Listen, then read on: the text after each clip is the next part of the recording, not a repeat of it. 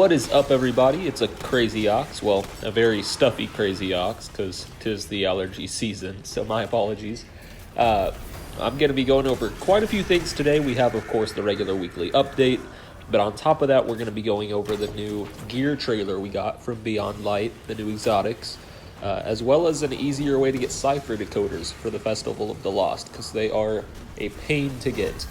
Also, just a heads up, I am in the process of moving currently, so there is the possibility that future videos might get delayed a little bit because everything's kind of up in the air with all the moving stuff. So without any further ado, let's go ahead and jump right in. We're going to kick it off with the new gear trailer.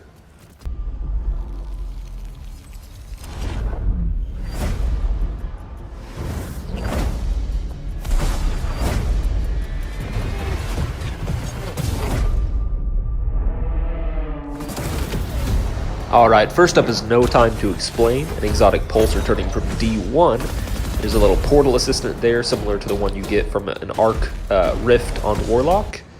And the description says, precision hits and hits against enemies affected by stasis will return to the magazine.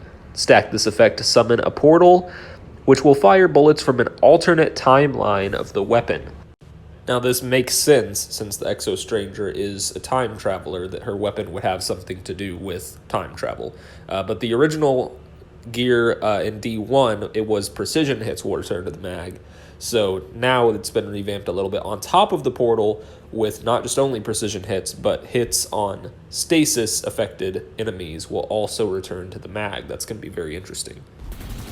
Next up is the Cloud Strike exotic sniper. It says precision final blows will generate lightning bolts at the target location. Also, rapid precision shots will summon an entire storm at the point of impact. So this could potentially be a monster DPS weapon against bosses, depending on how much that storm does once you land all those rapid precision shots. Then we get a look at the Lament with its super cool looking heavy strike there. Got kind of a flip animation to it. It says, block with the Lament to rev the blade, then shred through shielded enemies. At its peak, damaging an enemy will heal the wielder. So it's basically just an anti-barrier sword, but also you'll get healed if you damage at the peak of its charge.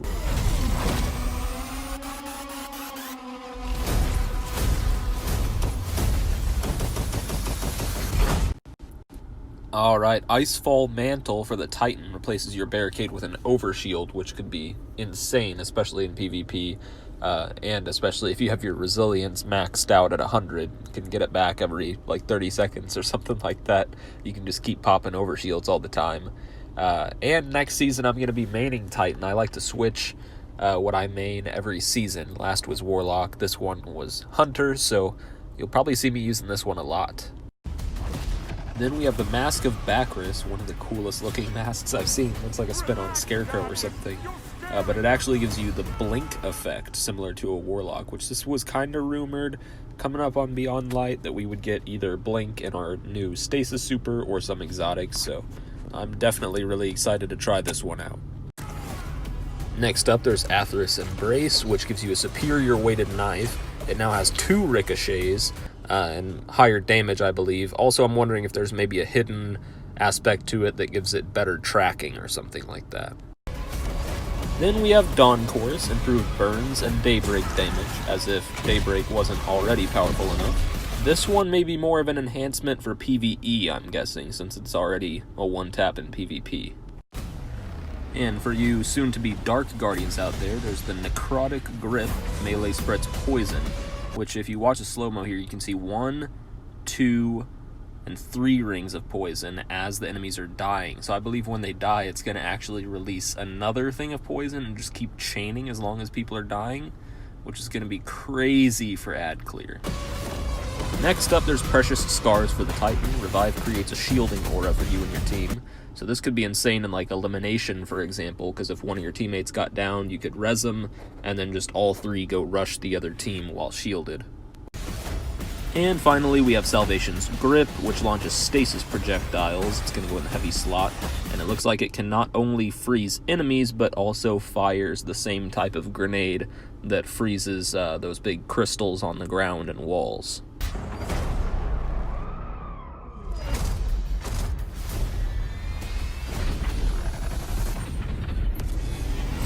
And there it is. For those of you who are just watching for the gear, to check that out, you can head out now. The rest is going to be something different.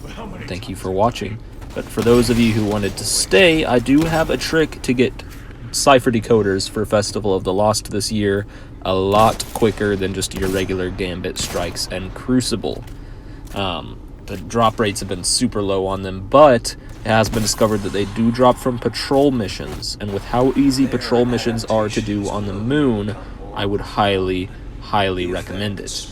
I've found through doing it on my account here over the last 2 days that it runs an average of dropping about every 6 patrol missions, which I can usually knock out a patrol in just a minute or two, so that's not long at all compared to running like 3 or 4 strikes, Crucible, or Gambit matches at 10 to 15 minutes an event.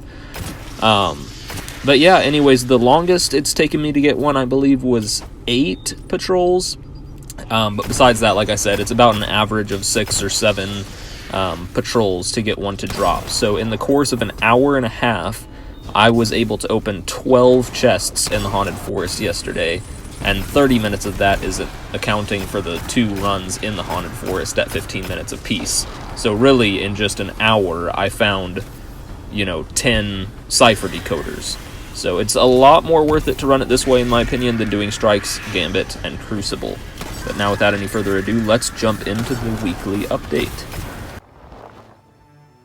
Alright, starting off with the big 3, as usual for the update videos. We're going to jump right into it with Vanguard. In Strikes this week, we're looking at a Solar Singe. Throw on your Solar subclass, jump into 3 strikes, and grab that easy, cheesy Pinnacle gear. Also, there's the Nightfall Ordeal, which this week is the Corrupted. And the Nightfalls this week are the Lake of Shadows, the Inverted Spire, and the Festering Core.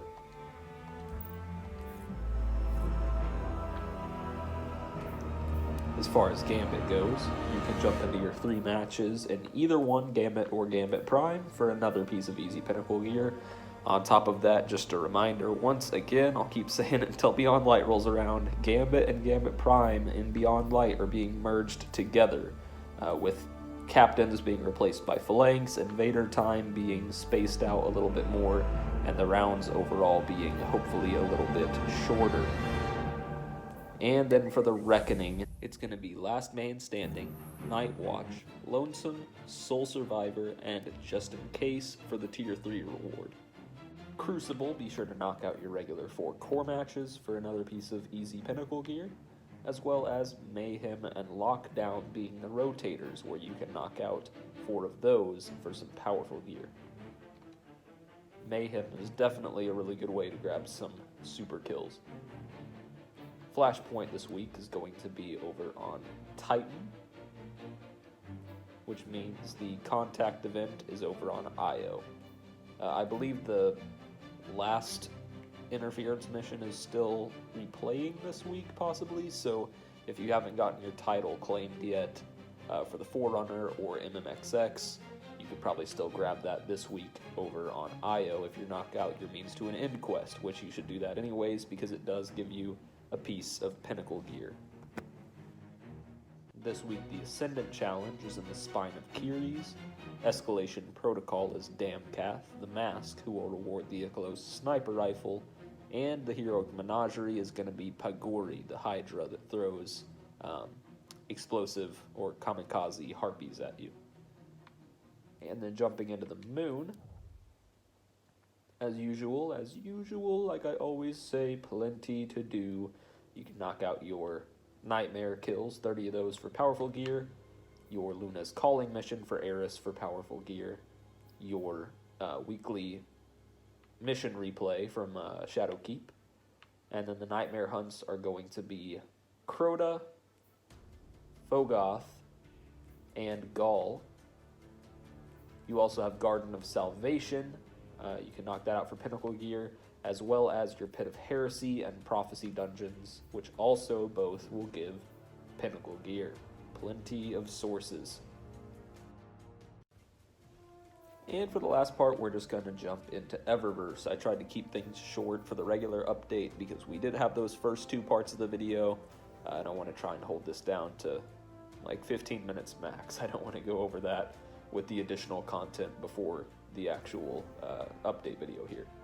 So, jumping into Eververse, we've still got a lot of Festival of the Lost stuff in here.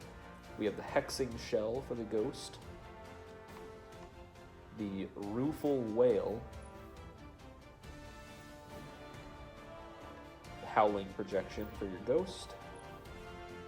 Nice animated one. Blood Mane Shader. This looks like it might be really cool. And in the silver offerings for the week, we've got the Lunar Roar. Kind of projects your head up a little bit.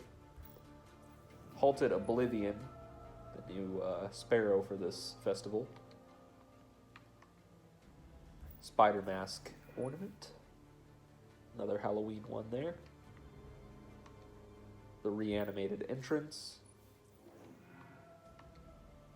Summoning Ritual.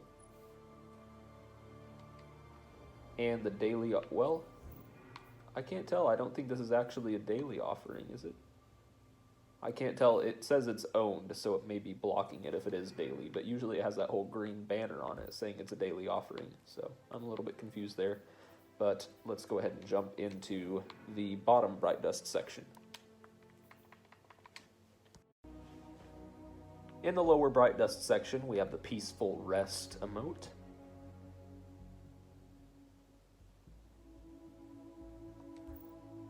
The Chiropteran Shell. The Summoning Dance. By Candlelight.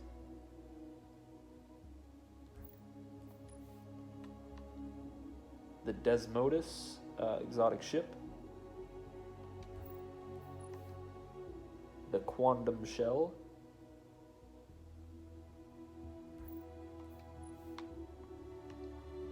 The Spinneret projection for your ghost. And let's see, these two. The Medusa we've seen before. I'll still put it up because it's been a while. We have the Dark Fluorescence shader. The Shadow Strike shader, and the Vibrant Medusa. Looks pretty slick. I like that green. Alright, and that about covers it. As usual, thank you guys so much for watching. Thank you for your support. If you've subscribed and been watching my videos, or even been over on my Instagram or Twitch, comment below if there's anything you'd like me to include in future update videos or any other videos for that purpose. And I will see you next time. Have a fantastic day.